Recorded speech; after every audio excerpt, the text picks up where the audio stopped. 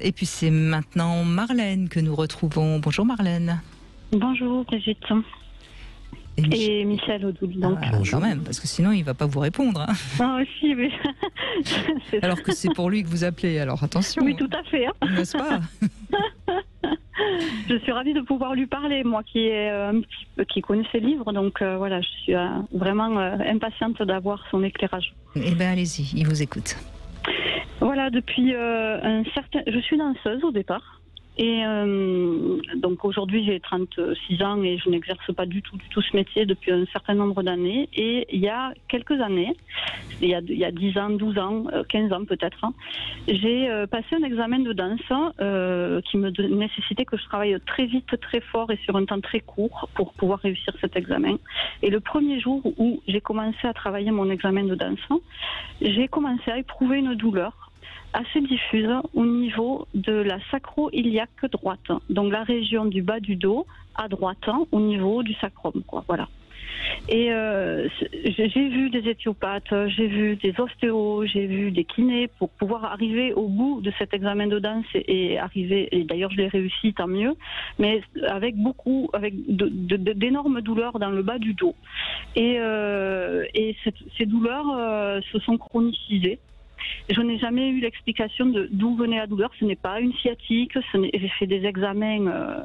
J'ai vu du monde pour arriver à comprendre de quoi il s'agissait. Et en fait, il n'y a rien qui explique. Et alors, voilà. La douleur s'est chronicisée. Au fur et à mesure du temps, elle s'est adoucie. Elle revient systématiquement dès que je redanse ou dès que je fais, dès que je travaille beaucoup, dès que je reste debout longtemps, voilà, ce genre de choses. Et il y a récemment, mon fils de 7 ans m'a sauté sur le dos. J'étais à 4 pattes par terre. Vous faisiez une levrette? Non, c'était avec mon fils. Mon fils m'a sauté sur le dos et voilà, et je me suis refait mal, je me suis reblessée. Et donc j'aurais bien aimé avoir un avis sur qu'est-ce que ça peut bien dire de moi, cette douleur qui est inexplicable d'un point de vue médical.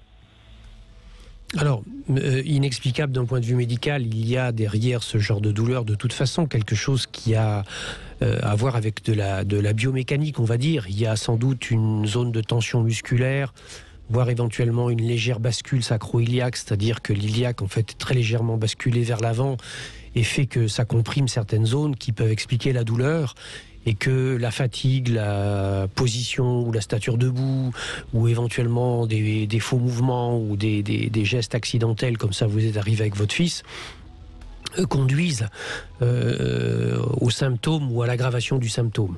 Donc là-dessus, après, quand il n'y a pas de dégradation mécanique, c'est-à-dire pas de hernie discale, pas d'arthrose, etc., on va pouvoir vous dire peu de choses sur le plan médical, en dehors du fait peut-être de faire un travail avec un ostéo ou un praticien shiatsu qui va vous détendre la zone lombaire, qui va vérifier le repositionnement du bassin, enfin, etc. En revanche, sur le plan de la symbolique, je pense que si vous voulez, les deux iliaques, les deux hanches sont les points d'ancrage et les points d'appui fondamentaux que nous avons au monde et au réel. Et lorsqu'ils sont douloureux ou en tension, ça veut dire que l'un de ces points d'appui ou de ces points de référence est fragile, manque de stabilité, est douloureux, que nous avons du mal à nous appuyer dessus, à lui faire confiance. Et ce sont des éléments qui sont porteurs d'une symbolique profonde d'abandon et de trahison.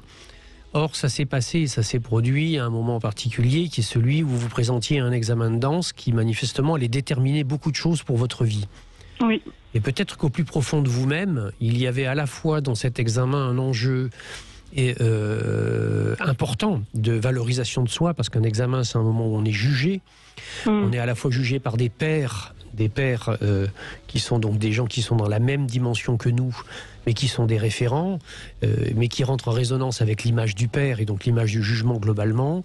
Et dans ce qui est la hanche droite, l'iliaque droite, donc quelque chose qui a à voir avec notre féminin et notre féminité.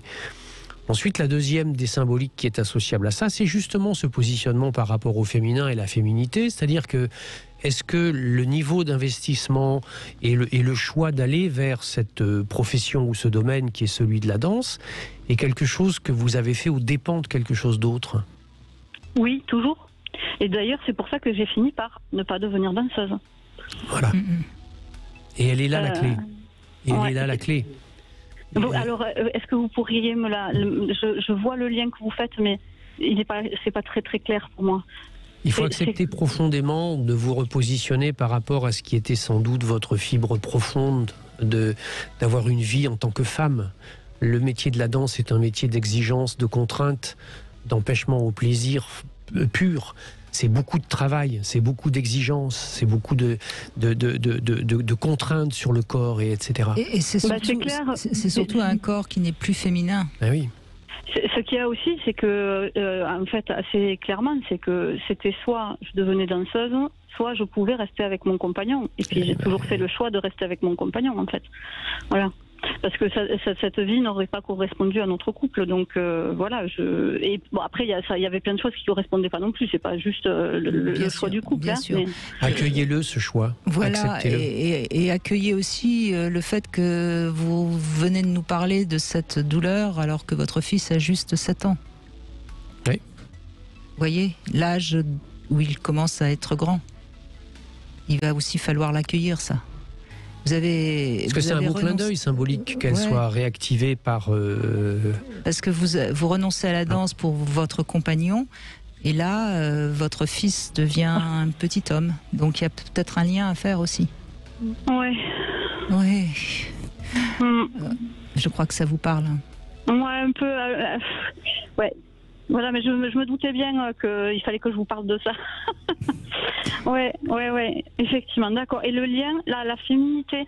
Alors, vous dites que la sacroliate croate, c'est le côté féminin, en fait, c'est ça ? Oui, c'est ça. C'est-à-dire qu'il y a quelque chose ce qui a été en jeu, en fait, et je pense que dans les pistes que vous tend Brigitte, il y a bien sûr une référence à ce qui a été l'époque de votre féminité naissante, celle de l'adolescence, du lien au père, de l'image et de la présence de celui-ci.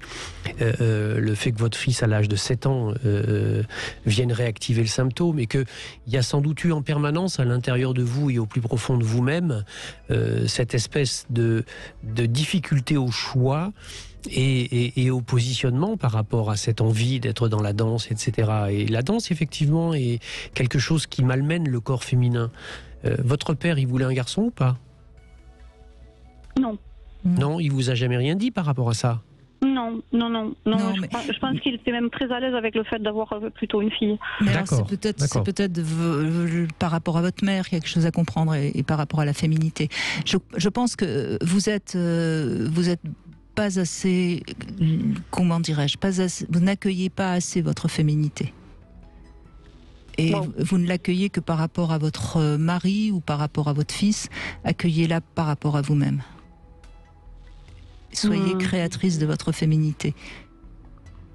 Qu'est-ce que la danse vous aurait permis de réaliser ? Eh bien, paradoxalement, j'aurais tendance à vous dire que la danse m'aurait permis d'être l'être solaire que je peux être par moment. Et qu'à un moment donné, quand je suis devenue celle que je suis, éducatrice spécialisée, et puis aussi une maman, je suis plutôt rentrée dans mon yin, en fait. Ouais, dans mon soyez votre soleil. Ne soyez pas le soleil des autres. Et vous serez encore meilleur en tant que mère, en tant qu'éducatrice, en tant qu'épouse. Faites briller votre soleil intérieur. Mais ça passe par, en effet, votre rapport à votre féminité à vous, et pas par rapport à ce que vous pouvez donner aux autres.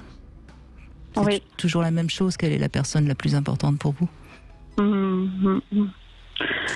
Merci pour tous ces liens. Mais je vous en prie, Marlène, on est là pour ça. Et c'est à vous maintenant de les comprendre, de les intégrer. Et d'accueillir et d'accepter votre choix. Vous n'avez trahi personne et surtout pas vous-même. Ouais, c'est compliqué d'être, comment vous dire, on est tous plein de personnages en même temps. Bien sûr. Et c'est vrai que moi, aujourd'hui, je suis éducatrice, mais je suis aussi, et j'ai toujours l'impression d'être cette danseuse. Mais chaque fois que je danse, je me fais mal, quoi. Et je me fais mal là, à cet endroit-là. Voilà. Donc quand vous m'avez dit qu'il y avait un lien avec le choix, je me suis dit bingo, quoi. Voilà, c'est ça en fait. J'ai fait un choix à un moment donné parce que j'arrivais pas à tout réunir ensemble, en fait. Voilà. à être tout en même temps. Laissez tout ce qu'on vous a dit faire son chemin et peut-être que vous aurez... Oui, c'est l'histoire de l'âne de Monsieur Buridan, vous savez, cet âne qui avait autant faim que soif. On lui met une gamelle d'eau d'un côté et de l'avoine de l'autre. Et comme il a autant faim que soif, eh bien il meurt entre les deux. Il y a peut-être une possibilité de relier les deux, mais d'une autre manière que ce soit tout l'un ou tout l'autre, en fait. Merci, vous avez été Marlène. une danseuse de la vie. En tout cas, merci Marlène.